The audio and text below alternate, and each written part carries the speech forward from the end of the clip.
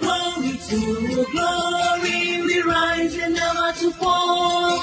Here in a nation, flowing with the holy. Glory, glory, glory to the Father for making you a nation, a joy forevermore.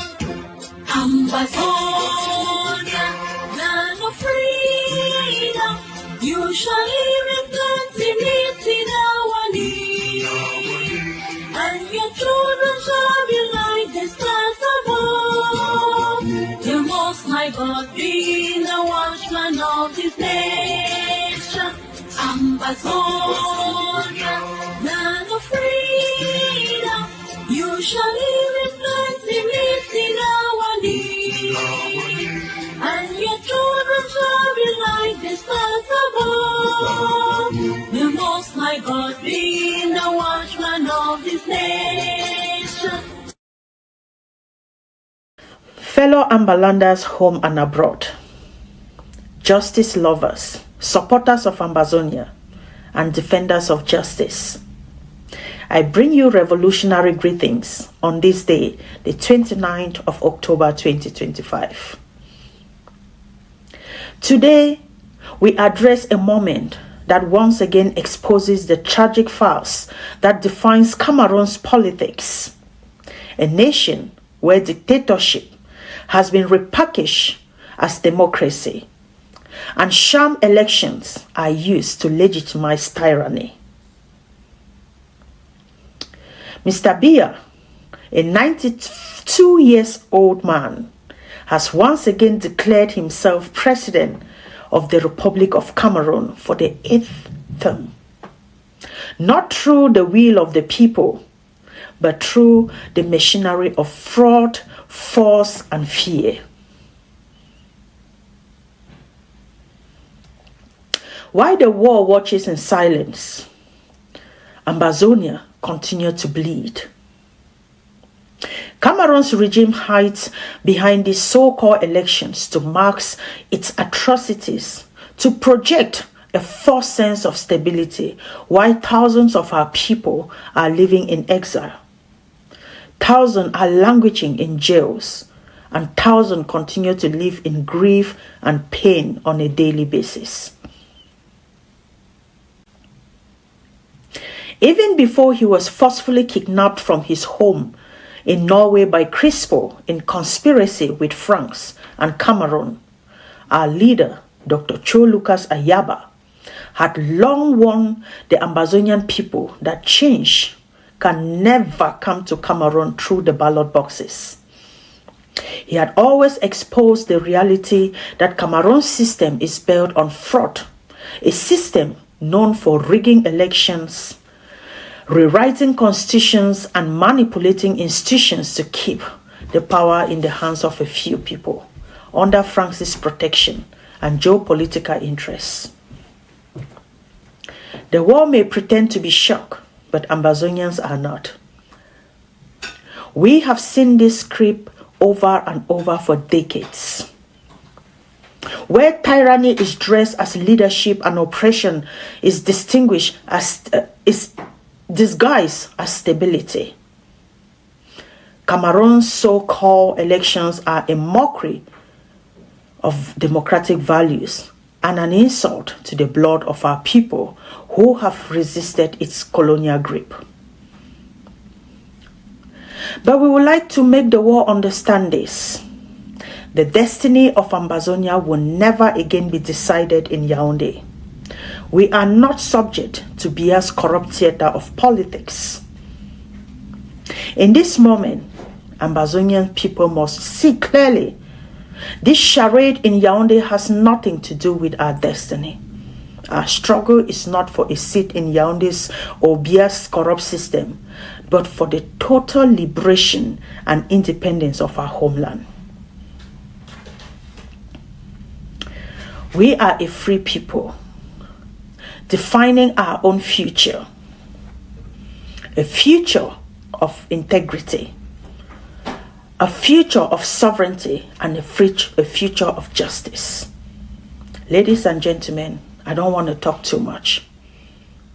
But this morning, this afternoon, or this evening, wherever you'll be watching from, I would like to invite our leader, the leader of the Ambazonia War of Liberation, the president of the Ambazonian Governing Council, Dr. Cho Ayaba, to bring more clarity and directive to our people as he addresses this charade that just ended in Yaoundé.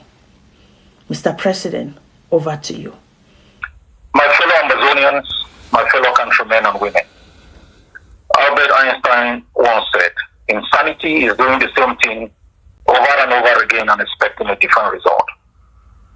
I weep for the Cameroonian people. I weep for our continent.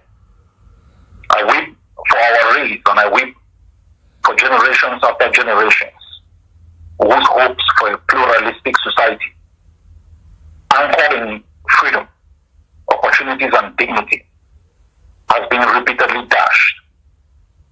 I weep for the investments in blood and treasure, the pain, the cost and the sacrifices millions have made just to realize time and again that they were actually moving backward. From the tip of Cape Town, where blacks still grapple with the consequences of dispossession, to the abyss of the Mediterranean that has become an unmarked grave for thousands of Africans, escaping the brutality of tyrants, greed of multinational corporations, and an international economic model tailored to enslave, dispossess, abuse, and fund the corrupt, unelected stooges who have for over 50 years reigned terror on a defenseless, battered populace. God surely bless the Magna Carta. God bless the Declaration of the Right of Man. And God bless we the people. We are faced with a regime that has, for the past 65 years, sought to upload in our minds a way of thinking as a defining marker of what it means to be truly free. We are confronted with a mutant tyranny which for the past 35 years has renewed its rule through a combination of terror, assassinations, outright public electoral banditry. We are faced with a regime that has realized that widespread impunity, including massacres and genocide, have no consequences. We are facing an individual who is 93 years old, was part of a regime of genocide against the Bamilikes, and is currently presiding over another genocide in Ambazonia. We are suddenly confronted by the reality that the progress of the world must be the result of annexation, domination, and electoral fraud. Under these circumstances, it may be difficult to believe Nkrumah when he said, "The budding future is always stronger than the withering past," a statement of unshakable belief and confidence in the strength of the people, becoming their own future, even in the face of seemingly insurmountable adversities. On Monday, Yaoundé reminded Boya why Ndele was right. Yaoundé reminded Boya why the men and women across Ambazonia, wielding rifles in defense of our country, are not insane. Yesterday, Yaoundé reminded Boya why going to Dadi was the best decision we ever made since 1953. On Monday, Yaoundé notified Boya why we must buckle up, beat the road, because the road ahead will be dark and bumpy. Yet, it seems to be the only road we must take if we must be free. And we all are wondering, where is the international community? Where are the custodians of the plural democratic order? They are surely seized, concerned, troubled, monitoring the developing situation, urging restraining, calling on Hitler and his victims to avoid violence. Let them speak with candor and conviction and have their fingerprints on the mother weapon. Our future is in our hands. From the streets of Tel Aviv, London, Rome, Berlin, Cape Town, Oslo, Washington, Buenos Aires, people power has altered state posture, policies and actions. When Hitler attacked in 1939, most governments collapsed. declared neutrality so out. It was the people who fought in tunnels across snowfields. It was the people from Warsaw to Paris that built underground resistance. These supposed custodians have shown us repeatedly that they have no backbone to defend the very values, norms, and systems they advocate in peacetime. My fellow Ambazonians, what happens in Cameroon affects Ambazonia. Who leads Cameroon can mean the difference between war or negotiation. In 1998, President Suharto was replaced by B.J. Habibi. Habibi publicly apologized for the military campaign against Archie and paved the way for a peaceful resolution.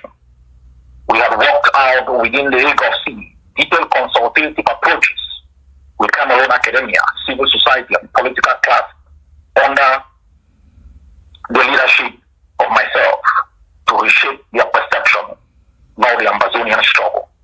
For the first time in 35 years, senior Cameroon opposition leaders did not only recognize the existence of a conflict, but they also recognize the fact that we even exist. While their cosmetic prescription of their solution is laughable, they opened a smaller venue for continuous discussions. Their public statements represented a dramatic departure from the demonization, dehumanization, and criminalization approach of the last 64 years. I have asked the Vice President of the Ambazonian Governing Council and the leadership of the Ambazonian Governing Council to intensify any ongoing intra-Ambazonian dialogue and to strengthen existing contacts and discussions with Cameroonian groups, including political leaders of Ambazonian extraction, except the outlawed fascist murderer CPDM. The CPDM is banned in Ambazonia, and there should be no contact with this party. Any contact with peacemakers within the existing government of Cameroon will follow policy lines consistent with our strategy of negotiation. I call on Ambazonians not to be scared to speak to each other. The international community must not be afraid to welcome and support such consultations. They must reject any bullying and blackmail by war profiteers and wreckers of international principles. To our people, to our soldiers, prisoners, IDPs, your resilience and resistance has inspired others. We are an interesting intersection. It's complex, but we are equipped to navigate it. There can be no Ambazonia without our forces.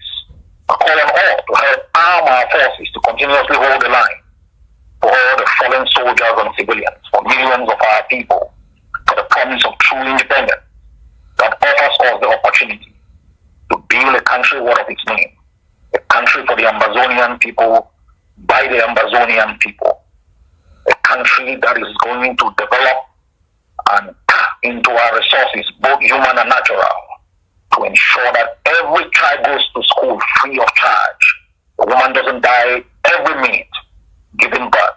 No old mother should be able to be abandoned at the gates of the hospital because they don't have money.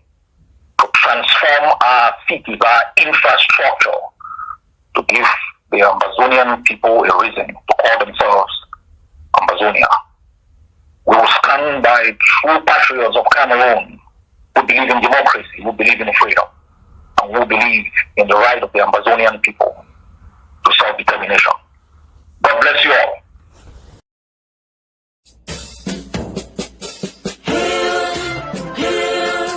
Hail this land of glory, we the Ambazonians pledge our loyalty. Praise to our Savior who granted us our freedom. Allegiance to the hero, for God alone we gather. Glory to glory, we rise and never to fall. Here in a nation, flowing with earth and holy. Glory, glory, glory to the Father, for making you a nation, a joy forevermore. Ambazonia, land of freedom, usually reflects in our need. And your children shall be like the stars above. The Most High God being the watchman of this nation. Ambazonia, land of freedom, you shall live in plenty, meeting our need. And your children shall be like the stars above. The Most High God being the watchman of this nation.